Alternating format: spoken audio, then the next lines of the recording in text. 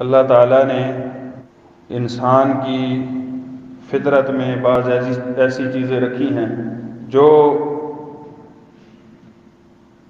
عمومی طور پر ہر انسان مزاج کا حصہ ہوتی ہیں،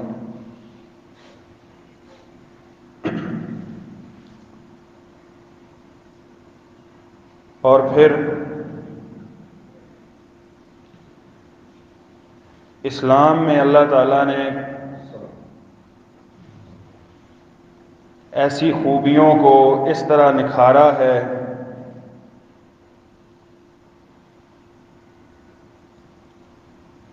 کہ وہ خوبی جو پہلے اس کے مزاج کا حصہ تھی، مسلمان ہونے کے بعد، اسلام میں داخل ہونے کے بعد وہ اس کے کردار کو بڑا شاندار بنا دیتی ہے۔ ایسی ہی خوبیوں میں سے ایک خوبی اور ایک وصف حیا کا وصف ہے۔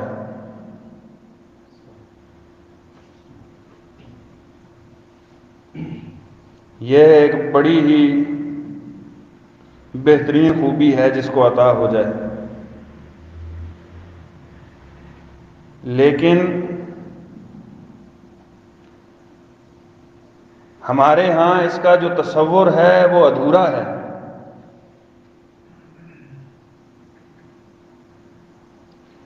بہت سے لوگ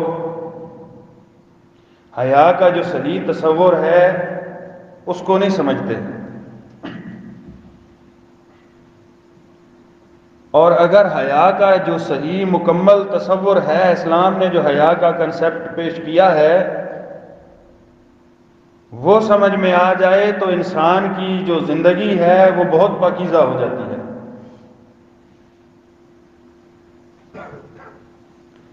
آج کی اس نشست میں ہم تھوڑا سا حیا کے اس تصور کے حوالے سے کچھ باتیں آپ کے سامنے میں گوش گزار کروں گا۔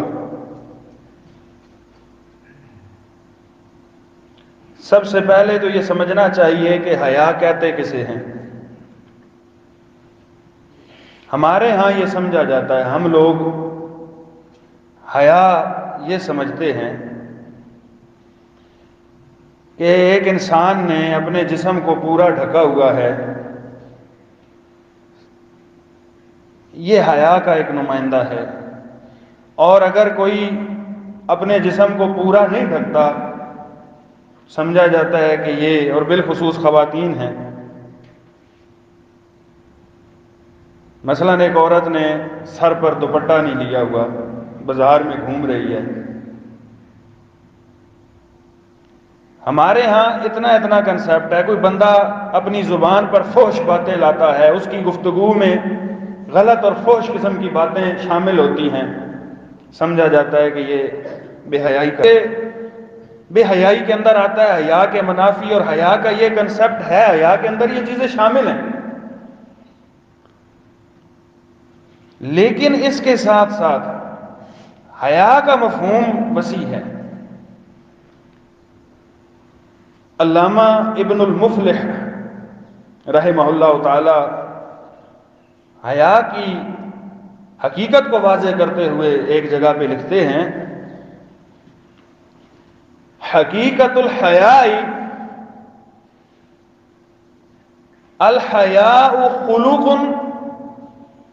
یبعث علی فعل حسن وترک القبیح۔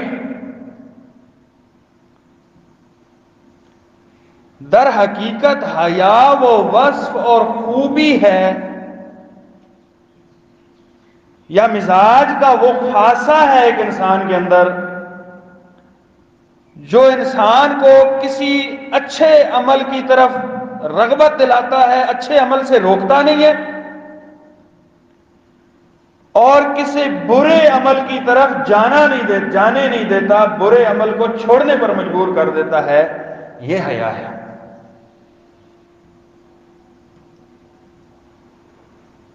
صرف غلط باتیں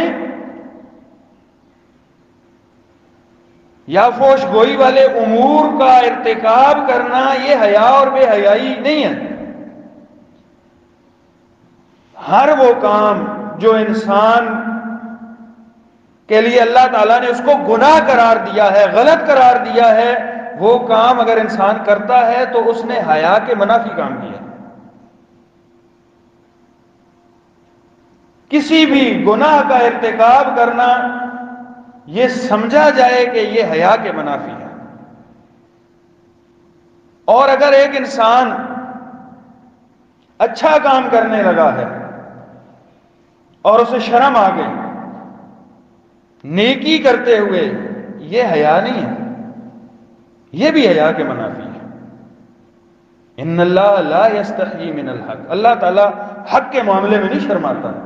ان اللہ لا یستحیی ان یضرب مثلا ما بعوضۃ فما فوقها، حق بیان کرنے میں اللہ تعالیٰ اگر مچھر کی مثال، کفار نے کہا یہ کیسا رب ہے جس نے قرآن بھیجا ہے اور اس میں مچھروں کی اور گدوں کی اور مکڑیوں کی مثالیں بیان کر دی، اللہ تعالیٰ حق کی وضاحت کے لیے نہیں شرماتا، اتنا بڑا رب ہے، وہ کسی مکڑی کی، مچھر کی یا چمٹی کی مثال بیان کر دے۔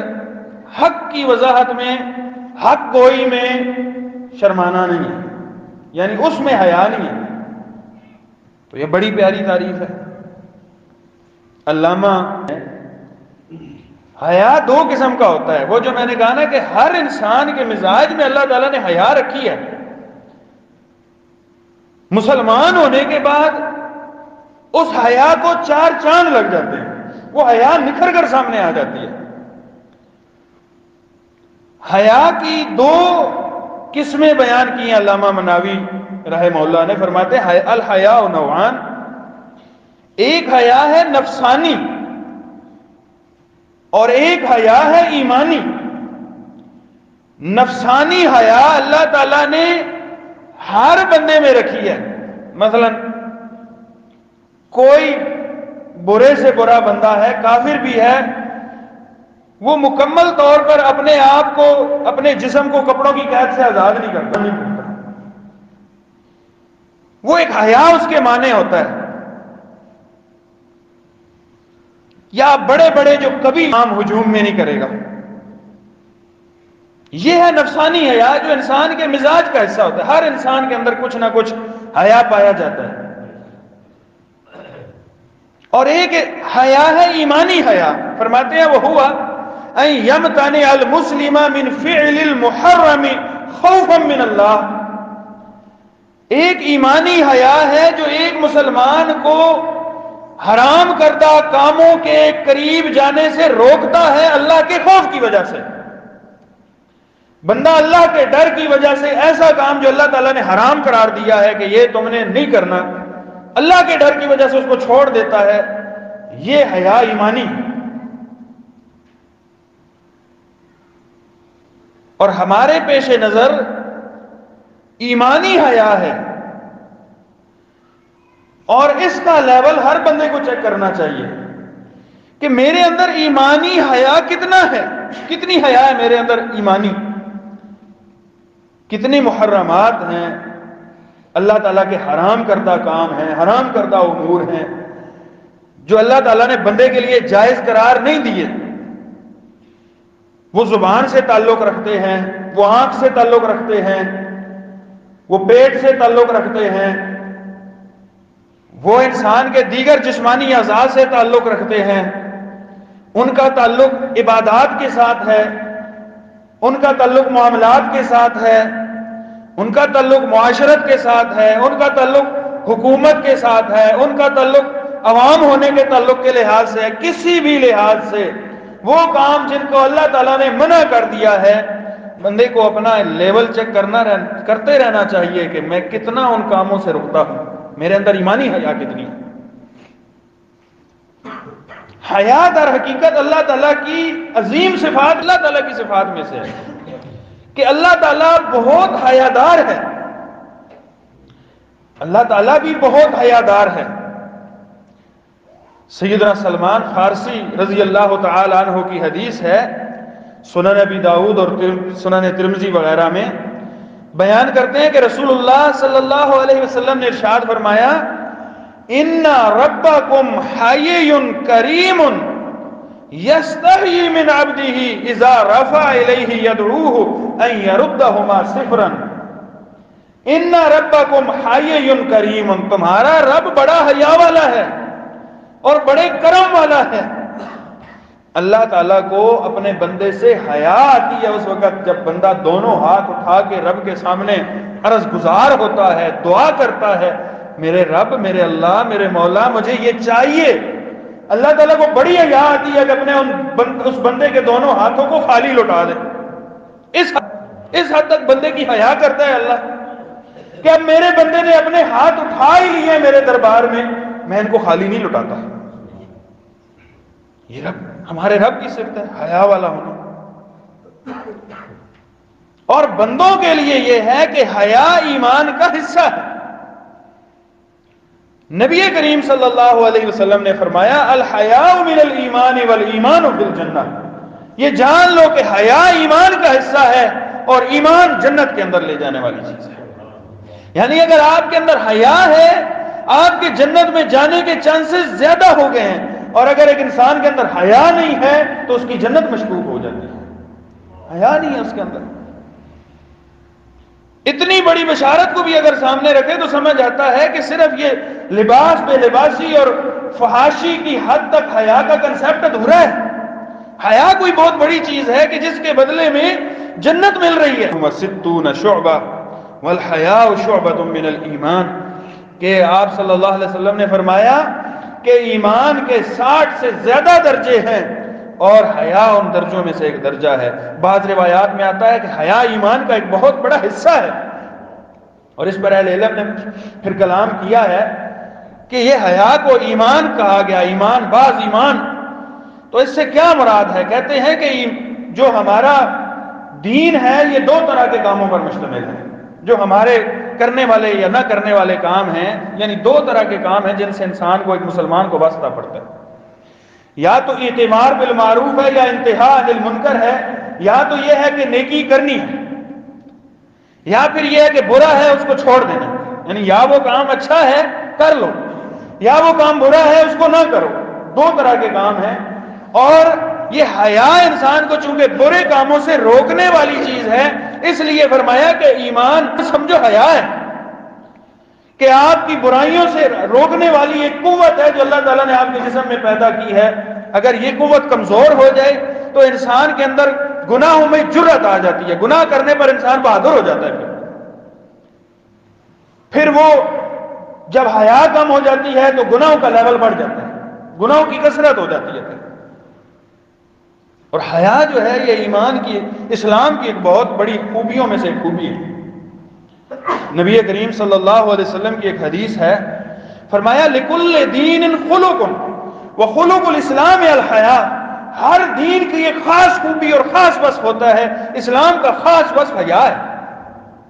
یعنی ہر دین جو ہے اس کی کوئی نہ کوئی خوبی ہوتی ہے، اس کا کوئی نہ کوئی وصف ہوتا ہے، اس کا کوئی نہ کوئی مزاج ہوتا ہے۔ اسلام کا مزاج ہی حیا والا اللہ تعالیٰ نے بنایا، اس میں بے حیائی کی کوئی گنجائش نہیں ہے، حیا والا مزاج اور کنسپٹ ہے، وصف اور خوبی ہے اسلام کے اندر رکھی ہے۔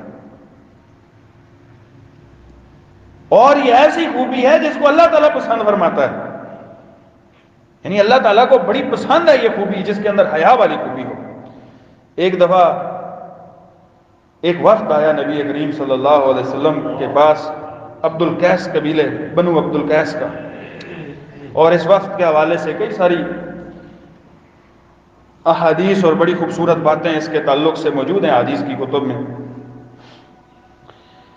یہ نبی کریم صلی اللہ علیہ وسلم کے پاس آئے تھے، اور اس وفد کے اندر ایک صحابی تھے جن کا نام تھا اشج عبد القیس۔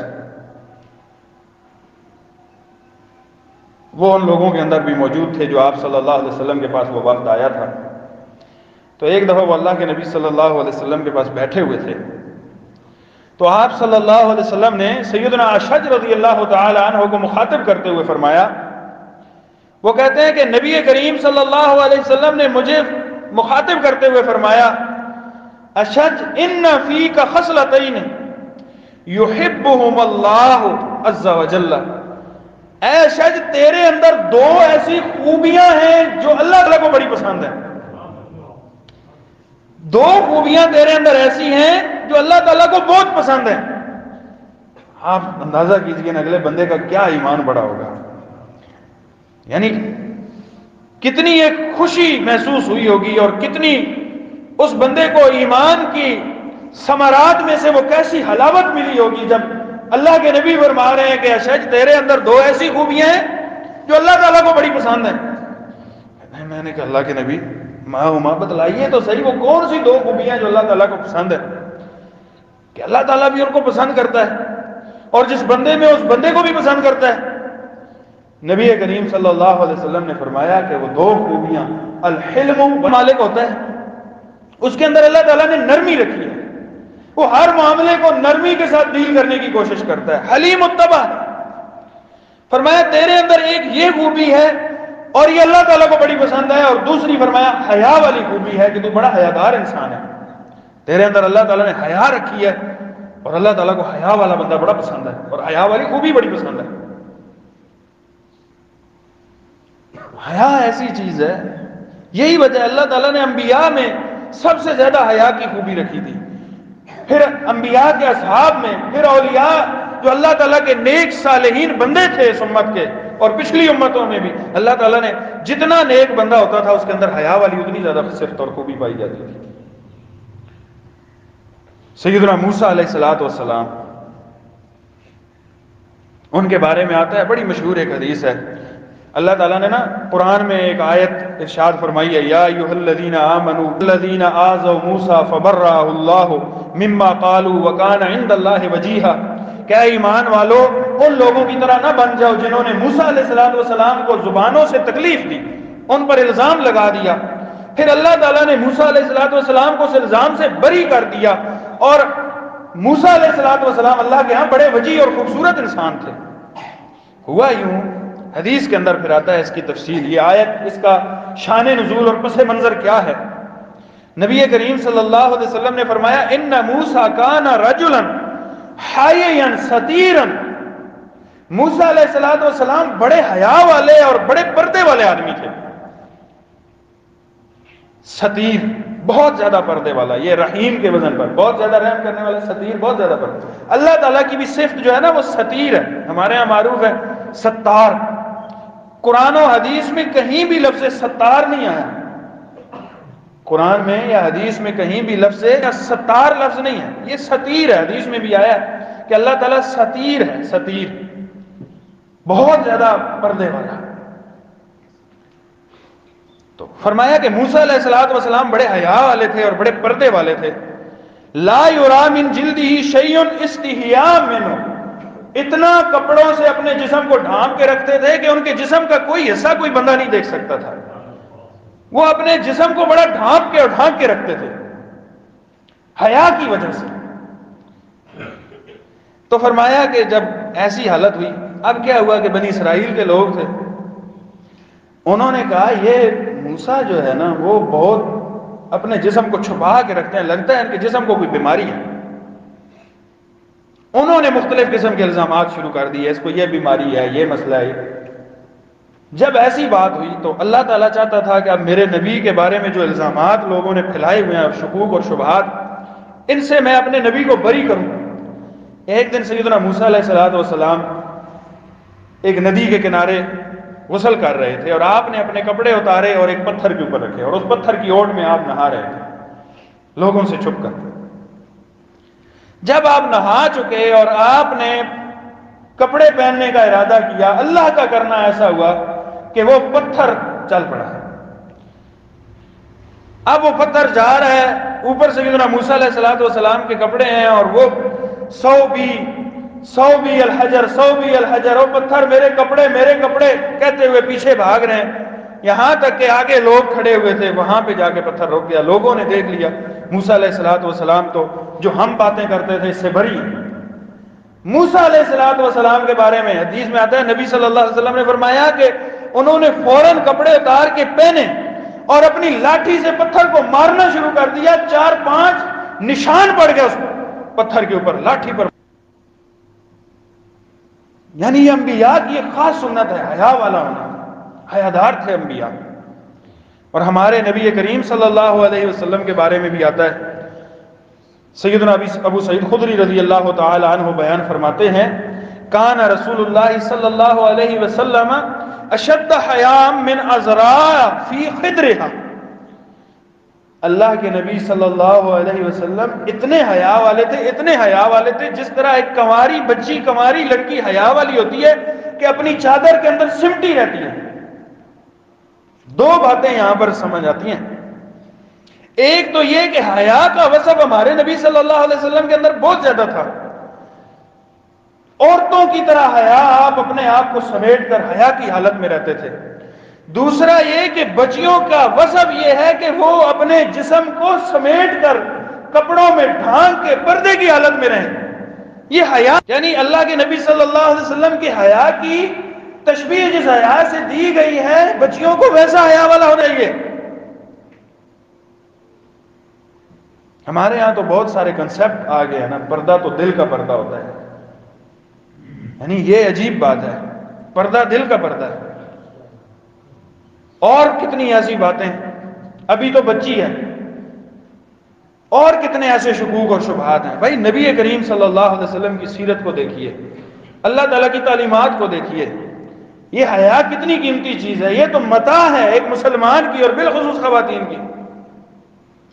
فرمایا کہ سیدنا ابو سعید خدری مزید فرماتے ہیں کہ آپ اتنے حیا والے تھے، وَكَانَ إِذَا كَرِهَ شَيْئًا رُؤِيَ فِي ذَلِكَ فِي وَجْهِهِ، آپ اتنے حیا والے تھے کہ اگر آپ کسی چیز کو ناپسند کرتے تھے تو اس کی ناپسندیدگی بھی آپ کے چہرے سے معلوم ہو جاتی تھی۔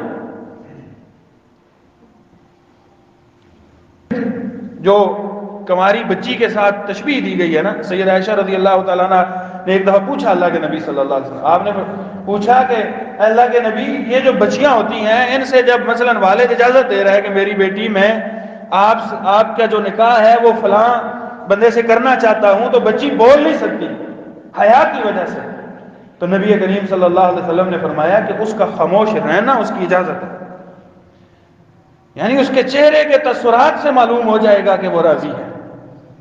نبی کریم صلی اللہ علیہ وسلم اتنے حیا والے تھے، آپ کے چہرے کے تاثرات سے معلوم ہو جاتا تھا کہ آپ کو یہ چیز ناپسند ہے۔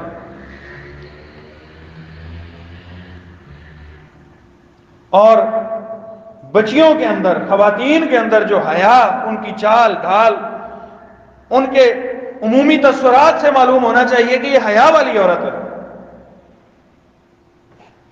اللہ تعالیٰ نے قرآن میں ایک جگہ پہ اسی طرح السلام کے اس واقعے میں جب وہ مدین میں گئے اور وہاں پر ان دو بچیوں کی ریوڑ کو پانی پلایا اور وہ گھر میں چلی گئیں، وہاں جا کے اپنے والد سے تذکرہ کیا، والد نے پوچھا کہ آج آپ جلدی آ گئی ہو، وجہ کیا بنی ہے؟ یعنی آپ پہلے تو دیر سے آیا کرتی تھی، آج آپ جلدی آ گئی ہیں، کیا وجہ ہے؟ والد اپنی بچیوں کی نقل و حرکت پر غور کرتا ہے، ذرا سی ایک محسوس ہوا کہ پہلے میری بچیاں لیٹ آتی تھیں، آج جلدی آ گئی ہیں، تو پوچھا کہ یہ کیا معاملہ ہوا؟ آج آپ اسکول سے لیٹ آ رہے ہیں، کالج سے لیٹ آ رہے ہیں، آج آپ دیر سے آئے ہیں، ان چیزوں پر توجہ رکھنا، بچوں کے معمولات غور کرنا، یہ ایک بہت بڑی چیز ہے۔ محض صرف سب سے زیادہ آپ اندازہ کیجئے سیدنا شعیب علیہ السلام سے زیادہ اعتماد کس کو ہوگا اپنی بچیوں کا؟ ایک نبی کی بیٹیاں تھیں نا۔ ہمارے ہاں بہت سارے معاملات اعتماد کی حالت میں ہم جو ہے وہ ان اعتماد تو اولاد پر ہوتا ہے، لیکن جو دیگر تقاضے ہیں، جو شرعی تقاضے ہیں، جو معمولات ہیں، ان کو مد نظر رکھنا یہ ضروری ہے۔ تو پھر والد نے بھیجا، والد تو بیمار تھے، نہیں جا سکتے تھے، کہ جاؤ اس نوجوان کو بلا کے لاؤ، اس نے آج پانی پلایا، اس کو اجرت دینی چاہیے، اس کی مزدوری اسے دینی چاہیے۔ تو اللہ تعالیٰ نے قرآن میں اس بچی کے آنے کے تذکرے کو بھی ذکر کیا ہے، اور کس خوبی کو ذکر کیا ہے؟ فَجَاءَتْهُ إِحْدَاهُمَا تَمْشِي عَلَى اسْتِحْيَاءٍ، ان دونوں بہنوں میں سے پھر ایک بہن بلانے کے لیے آئی بڑی حیا والی چال کے ساتھ۔ مسلمان بچی کی چال ڈھال کے اندر بھی حیا ہونا چاہیے، اور یہ حیا باہر بھی ہونا چاہیے، گھر میں بھی ہونا چاہیے۔ گھر میں والد ہے، بھائی ہے، ان کے سامنے بھی اس کی جو چال ڈھال ہے وہ حیا والی ہونی چاہیے، کیونکہ گھر کے اندر تربیت ہوتی ہے، گھر میں حیا والی چال ہوگی تو باہر بھی پھر وہ حیا والی چال ہوگی۔ نہیں ہے گفتگو میں حیا نہیں ہے، چال ڈھال میں حیا نہیں ہے، لباس میں حیا نہیں ہے، تو وہ بچی باہر جا کے مینج کر لے گی حیا کو، یہ بڑا مشکل ہو جاتا ہے۔ یہ چیزیں بڑی قابل غور ہوتی ہیں۔ اور حیا ایسی خوبی ہے جو بندے کو گناہوں سے روکتا ہے۔ حیا گناہ، اگر آپ اپنے جو معاملات ہیں ان میں دیکھیں گناہوں کی کتنی شرح ہے، جتنی زیادہ شرح سمجھیے آپ کے اندر حیا کی کمی ہے، ہمارے اندر حیا کی کمی ہے۔ آپ اندازہ کیجئے، ایک بڑا خوبصورت ایک نقطہ اور استدلال ہے، صحیح بخاری میں یہ واقعہ آتا ہے اور بڑا مشہور واقعہ ہے۔ سیدنا ابو سفیان رضی اللہ تعالی عنہ جب ابھی مسلمان نہیں ہوئے تھے تو آپ مکہ کے سردار تھے، تو ہرقل جو بادشاہ تھا، ہرقل، اس بادشاہ کی طرف نبی کریم صلی اللہ علیہ وسلم نے خط لکھا تھا کہ تم اسلام قبول کر لو، نہیں تو تمہارے لیے خیر نہیں ہے، ہلاکت ہے، یہ آپ نے خط اس کو لکھا تھا۔ اور ہرقل بڑا سوچنے پر مجبور ہو گیا تھا، عیسائی بادشاہ تھا۔ اب وہ سوچ بچار میں تھا، تو بڑا وہ زیرک آدمی تھا۔ ایک دن اس نے اپنے لوگوں کو بھیجا کہ جاؤ یار بازار وغیرہ میں، منڈی میں چیک کرو، مکہ کے قافلے آتے ہیں یہاں پر تجارت کے لیے، تو اس طرح ہے کہ تجارت کے لیے کوئی قافلہ اگر مکہ سے آیا ہوا ہے، جو اس محمد نامی صلی اللہ علیہ وسلم اس شخص کو جاننے والا ہے، تو اس کو بلا کے لاؤ، میں کچھ معلومات لینا چاہتا ہوں۔ قدرتی ان دنوں میں سیدنا ابو سفیان رضی اللہ تعالیٰ عنہ ادھر گئے ہوئے تھے، حالانکہ ابھی اسلام قبول نہیں کیا، اس نے بلا لیا، مشہور واقعہ ہے، کئی سارے سوالات کیے۔ سیدنا ابو سفیان رضی اللہ تعالیٰ عنہ فرماتے ہیں کہ فواللہ لولا الحیاء من ان یاثروا علی کذبا لکذبت عنہم، کہتے ہیں کہ یہ میرے ساتھ جو میری قوم قبیلے کے میرے ماتحت لوگ گئے ہوئے تھے نا، یقین کرو کہ اس اللہ کی قسم ان سے حیا کی وجہ سے، کہ اس حیا کی وجہ سے کہ اگر آج میں نے محمد کے بارے میں اس بادشاہ نے کوئی پوچھا اور میں نے کوئی جھوٹ بول دیا، تو میرے یہ ماتحت، حالانکہ وہ بھی کافر تھے اور اپنے قبیلے کے لوگ تھے، لیکن ان کے دلوں میں یہ بات آ جائے گی کہ ہمارا سردار جھوٹا بندہ ہے، اس حیا کی وجہ سے میں نے جھوٹ نہیں بولا، ساری باتیں سچی سچی ہیں۔ یعنی آپ دیکھیے کہ برائی سے حیا کس طرح یہ مزاج کے اندر ہوتا ہے اور کس طرح روکتا ہے۔ تو یہ گناہوں سے روکتا ہے، اور گناہوں کی کثرت انسان کو حیا سے محروم کر دیتی ہے۔ امام ابن قیم رحمہ اللہ تعالی فرماتے ہیں من عقوبات المعاصی ذہاب الحیاء الذی هو مادۃ حیات القلب، یہ جو گناہ ہیں، ان گناہوں کے انجام میں سے ایک انجام یہ بھی ہے کہ انسان میں سے حیا ختم ہو جاتی ہے۔ جو انسان جتنے زیادہ گناہ کرتا جاتا ہے، انسان کا حیا ختم ہوتا جاتا ہے، حیا ختم ہو جاتا ہے۔ فرمایا اتنا ختم، حالانکہ حیا کیا ہے؟ فرماتے ہیں حالانکہ حیا ہوا مادۃ القلب، مادۃ حیات القلب، یہ دل کی زندگی کا ایک جو ہے وہ غذا ہے۔ آپ دل کو زندہ رکھنا چاہتے ہیں تو آپ کے اندر حیا ہونی چاہیے، اگر حیا نہیں ہے آپ کا دل مردہ ہو جائے گا۔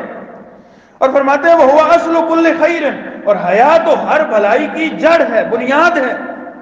وَذِهَابُهُ ذِهَابُ الْخَيْرِ أَجْمَعُ، اور اگر حیا ختم ہو جائے تو سمجھو ساری خیر انسان میں سے ختم ہو گئی، کیونکہ نبی کریم صلی اللہ علیہ وسلم کی حدیث ہے الحیاء کلہ خیر، حیا تو سارے کا سارا خیر ہے، حیا کے اندر تو سارے کی ساری خیر موجود ہے۔ اب اس کے اندر حیا ہی نہیں رہی تو ساری کی ساری خیر ختم ہو گئی، شر نے اس کے دل میں ڈیرے ڈال لیے، اس کے نفس میں شر پیدا ہو گیا، اب وہ گناہوں پر بے باک ہو جاتا ہے۔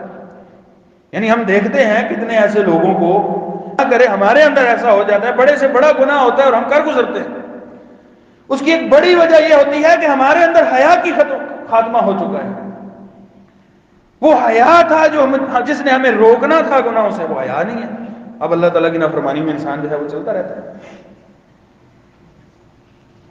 یہی وجہ ہے کہ آپ اندازہ کیجئے، سیدنا عبداللہ بن عمر رضی اللہ تعالیٰ حیا اور ایمان کا جوڑ بتاتے ہیں، فرماتے ہیں ان الحیاء والایمان قرنا جميعا، حیا اور ایمان دونوں آپس میں جڑے ہوئے ہیں، حیا اور ایمان اس طرح جڑے ہوئے ہیں، اذا رفع احدهما رفع الاخر، اگر حیا اٹھا لیا جائے تو ایمان بھی اٹھا لیا جاتا ہے، ایمان اٹھا لیا جائے تو حیا اٹھا لیا جاتا ہے۔ حیا اور ایمان اس طرح جڑے ہوئے ہیں۔ اگر آپ کے اندر بے حیائی عام ہو گئی ہے تو آپ کا ایمان بھی خطرے میں آ چکا ہے۔ اور اگر ایمان انسان کے اندر نہیں ہے تو پھر حیا بھی کیا ہے؟ یہ دونوں جڑے ہوئے ہیں۔ اور نبی کریم صلی اللہ علیہ وسلم کی وہ حدیث سیدنا انس رضی اللہ تعالیٰ عنہ بیان کرتے ہیں، علیہ وسلم نے ارشاد فرمایا ما کان الفحش فی شیء قط الا شانہ، کسی بھی چیز میں جب بے حیائی آ جاتی ہے تو وہ اس چیز کو بدنما بنا دیتی ہے، بھدا اور بدصورت بنا دیتی ہے۔ بے حیائی، ایک انسان کے اندر بے حیائی پیدا ہو جائے اور پھر وہ یہ سمجھے کہ میں لوگوں کے ہاں یا میری اللہ کے ہاں کوئی عزت ہو جائے گی یا میرے اندر کوئی کردار کی خوبصورتی آ جائے گی، یہ نہیں ہو سکتا۔ بے حیائی یہ انسان کو برا بنا دیتی ہے، اور فرمایا کہ ولا کان الحیاء فی شیء الا زانہ، جب حیا کسی چیز کے اندر آ جاتا ہے تو اس کو خوبصورت اور مزین کر دیتا ہے۔ جس انسان کے کردار میں، اس کی شخصیت میں، اس کے معاملات میں، اس کی گفتار میں حیا آ جاتا ہے، پھر وہ انسان لوگوں کے ہاں بھی خوبصورت ہو جاتا ہے، اس کی شخصیت ایک وجیح شخصیت بن جاتی ہے، ایک چارمنگ شخصیت بن جاتی ہے، پرکشش شخصیت والا بندہ بن جاتا ہے اور اللہ تعالیٰ کے ہاں بھی پسندیدہ بن جاتا ہے۔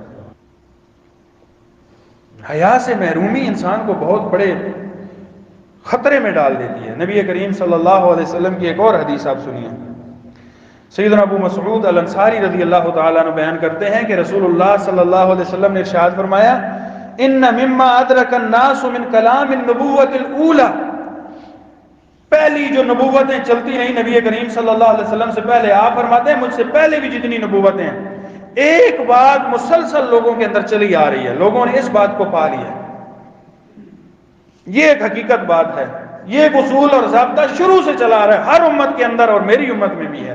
کیا؟ اذا لم تستحی فاصنع ما شئت، جب تیرے اندر حیا نہ ہو تو جو چاہے کرتا پھرے۔ حیا انسان کو اچھائی اور برائی میں فرق بتاتا ہے، حیا سے انسان اچھائی اور برائی میں فرق کر کے اچھے برے کی پہچان حاصل کرتا ہے۔ جب حیا نہیں ہے تو پھر جو چاہے کرتا پھرے، اس کو کوئی پرواہ نہیں ہوتی۔ کتنے ایسے لوگ ہوتے ہیں بڑے سے بڑا بے حیائی کا کام کر جاتے ہیں، ان کو کوئی پرواہ نہیں ہے، ان کے ضمیر پر کوئی بوجھ بھی نہیں ہوتا۔ وہ خواتین جو بے پردہ بازاروں کا چکر لگا آتی ہیں، ان خواتین کے اوپر کوئی بوجھ نہیں ہوتا، انہیں بوجھ ہی نہیں محسوس۔ وجہ کیا ہے کہ وہ حیا نہیں ہے۔ ایک مرد ہے وہ فحش گوئی کر رہا ہے، وہ اس کی زبان پر بے حیائی والی باتیں ہیں، وہ مجلس کے اندر بڑی سی بڑی بے حیائی کی بات کر دے گا، لوگ ٹھاٹھے جو ہے وہ ہنس رہے ہیں، ٹھٹھے لگا رہے ہیں، اور وہ بندہ بے حیائی کی باتیں کرتا ہے، اس کو کوئی بوجھ ہی نہیں محسوس ہوتا کہ میں نے غلط کام کیا۔ ایک تو ہوتا ہے نا بندے نے گناہ کا کام کیا ہے، ایک ضمیر پر بوجھ ہوتا ہے کہ یار میں نے کام غلط کیا ہے، پھر کبھی توبہ کی بھی توفیق ہو جاتی ہے کہ یار غلط کام کی، اس کی معافی مانگنی چاہیے، گناہ ہو گیا مجھ سے۔ لیکن وہ گناہ جو ہم کر بیٹھتے ہیں اور ہمارے ضمیر پر کوئی بوجھ ہی نہیں ہوتا، یہ حیا کا فقدان ہے۔ فرمایا جب حیا نہ ہو تو جو چاہے کرتا ہے، پھر انسان کی تنہائی پاکیزہ نہیں رہتی، تنہائی کیا مجلس بھی پاکیزہ نہیں رہتی جتنا حیا کا فقدان ہوگا، نہ انسان تنہائی پاکیزہ رہتی ہے۔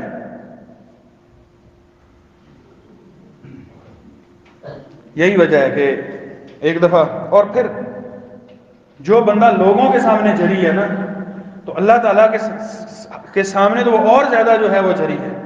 یعنی جس نے لوگوں کے سامنے بے حیائی کر رہا ہے، اللہ تعالیٰ کے سامنے تو پھر وہ تنہائی میں جو اس نے رکنا تھا وہ کیسے رک رہا ہے؟ ناممکن سی بات ہے۔ جبکہ نبی کریم صلی اللہ علیہ وسلم نے فرمایا تھا فَاللَّهُ أَحَقُّ أَن يُسْتَحْيَا مِنْهُ، اللہ تعالیٰ زیادہ حقدار ہے کہ اللہ تعالیٰ سے حیا کی جاتی ہے، لیکن لوگ اللہ تعالیٰ سے حیا نہیں کرتے۔ کتنی دفعہ ایسا ہوتا ہے کہ لوگوں کے سامنے میں گناہ نہیں کروں گا، تنہائی میں میں گناہ پر جری ہوں، تنہائی میں میں گناہ پر بہادر ہوں، تنہائی میں گناہوں سے روکنے والی مجھے کوئی چیز نہیں ہے، تنہائی میں مجھے ایمان حیا نے روکنا تھا، اس سے محرومی ہے۔ لہٰذا یہ بہت بڑی چیز ہے، بہت بڑی دولت ہے جسے حیا کہتے ہیں۔ اور موجودہ معاشرے میں اسلام نے یہ جو قوانین بنائے ہیں نا، یہ جو ساری اسلام نے حسن رکھا ہے اور یہ جو خوبصورتی رکھی ہے، یہ اسی لیے ہے کہ آپ کے معاشرتی جو زندگی ہے اس کے استحکام کے لیے ضروری ہے کہ آپ حیادار ہوں۔ اگر آپ اپنے معاشرے کا استحکام چاہتے ہیں، اگر آپ چاہتے ہیں کہ معاشرے کے اندر امن و امان ہو اور بالخصوص یہ جو برائی ہے یہ اس کا خاتمہ ہو، تو حیا کو عام کرنا ہوگا۔ ہر بندہ اپنے اندر حیا پیدا کرے، ہر بندہ اپنے حیا کے لیول کو چیک کرے۔ آپ اندازہ کیجئے امی جان عائشہ رضی اللہ تعالی عنہ کی ایک حدیث ہے، بیان کرتی ہیں، آپ کو معلوم ہے نا صحابہ کرام نبی کریم صلی اللہ علیہ وسلم کی اسلام پر بیعت کیا کرتے تھے اور صحابیات بھی بیعت کیا کرتی تھی، لیکن صحابہ اور صحابیات کی بیعت کرنے میں فرق ہوتا تھا۔ صحابہ کی بیعت یہ تھی کہ آپ نبی صلی اللہ علیہ وسلم کے ہاتھ پر ہاتھ رکھتے تھے اور ساتھ وعدہ کرتے تھے جو آپ صلی اللہ علیہ وسلم اسلام پر ان کا عہد لیتے تھے، لیکن امی جان عائشہ فرماتی ہیں خواتین کی بیعت ایسی نہیں تھی۔ خواتین کی بیعت صرف زبانی کلامی ہوتی تھی، اللہ کے نبی ان سے بیعت زبان سے لے لیتے تھے کہ تم شرک نہیں کرو گی، تم اپنے خامن کی نافرمانی نہیں کرو گی، اور جن باتوں پر بیعت آپ لیتے تھے آپ زبان سے لیتے تھے۔ امی جان عائشہ فرماتی ہیں وَمَا مَسَّتْ يَدُ رَسُولِ اللَّهِ صلی اللہ علیہ وسلم يَدَ امْرَأَةٍ إِلَّا امْرَأَةً يَمْلِكُهَا، اللہ کے نبی صلی اللہ علیہ وسلم کی اپنی ازواج اور لونڈیوں کے ہاتھ کے علاوہ کبھی کسی غیر محرم عورت کے ہاتھ کو آپ نے چھوا بھی نہیں تھا۔ اور ہمارے ہاں تو یہاں بڑے آستانے آباد ہیں اور بیعتیں پیر صاحب کا ہاتھ ہے اور اوپر خاتون کا ہاتھ ہے اور بیعت پر بیعت لی جا رہی ہے، اور عجیب عجیب نمونے۔ اب تو اور زیادہ ایڈوانس سسٹم ہو گیا۔ جب ایسی چیزیں معاشرے کے اندر ہوں گی، یہ لعنتیں ہوں گی، شریعت کی یہ خلاف ورزی ہوگی، تو پھر آپ اگر نیکی کے روپ میں ہیں، وہ نیکی آپ کو نہ برکت دے گی نہ فائدہ دے گی، وہ نیکی نفع نہیں دے سکتی۔ نیکی ہے ہی نہیں جس میں شریعت کی مخالفت ہے، نیکی تو وہ ہے جو شریعت کے عین مطابق ہے۔ اس لحاظ سے یہ ضروری ہے۔ اسلام نے بڑے اچھے قوانین بتائے، آپ دیکھیے گھریلو زندگی میں کتنے ایسے اصول اور ضابطے ہیں خواتین کے حجاب کے حوالے سے اور معاملات کے حوالے سے، لیکن ہم ان کو اپناتے نہیں ہیں۔ آپ اندازہ کیجئے سارے مسلمان جو سوشل میڈیا سے وابستہ ہے، جو انڈیا میں واقعہ ہوا ہے خاتون والا کہ وہ ہندو نعرے لگا رہے ہیں اپنے معبودوں کے، اور نعرے لگا رہے ہیں کہ حجاب کو اتارا جائے۔ وہاں پر آج کل تحریک چل رہی ہے انڈیا میں بہت بڑی، مختلف ریاستوں میں انہوں نے باقاعدہ اسمبلیوں کے اندر بل پیش کیے ہوئے ہیں کہ حجاب پر پابندی ہونی چاہیے۔ یہ مسلمان خواتین جو حجاب کرتی ہیں یہ کالجوں یونیورسٹیوں میں حجاب کے بغیر ہیں، حجاب کے ساتھ نہ ہیں، اور وہ باقاعدہ دھرنے دے رہے ہیں، وہ تحریکیں چلی ہوئی ہیں، وہ سینکڑوں لڑکے وہاں پر کھڑے ہوئے ہیں کہ حجاب اتار کے آئے۔ وہ اکیلی بچی آتی ہے اور اس نے اللہ اکبر کا نعرہ لگایا ہے، اور ہم یہاں پر پھولے نہیں سما رہے۔ میں یہ سوچتا ہوں میں اگر یہاں پر اس کے حوالے سے بڑا پرجوش ہوں، کیا ہماری خواتین بھی ایسا ہی حجاب کرتی ہیں؟ کیا میری بچیاں بھی اسکول میں وہی حجاب پہن کے جاتی ہیں؟ کیا میری گھر والی اگر بازار جاتی ہے تو حجاب کے اندر جاتی ہے؟ کیا میری ماں بہن بیٹی ہمارے ہاں بھی حجاب ایسا ہی ہے، یا صرف سوشل میڈیا پہ ہم لائکس اور کمنٹ کے لیے ایسا کر رہے ہیں؟ یہ بات بڑی سوچنے والی ہے۔ اگر یہ سمجھ آ جائے تو پھر بہت سارے معاملات آسان ہو جاتے ہیں۔ اللہ تعالیٰ سے دعا ہے کہ اللہ تعالیٰ ہمیں ہمارے معاشرے کو انفرادی اور اجتماعی طور پر جو حیا کے تقاضے ہیں وہ پورا کرنے کی توفیق عطا فرمائے، اور جو حیا کے فوائد اور ثمرات ہیں وہ ہمیں عطا فرمائے۔ وآخر دعوانا الحمدللہ۔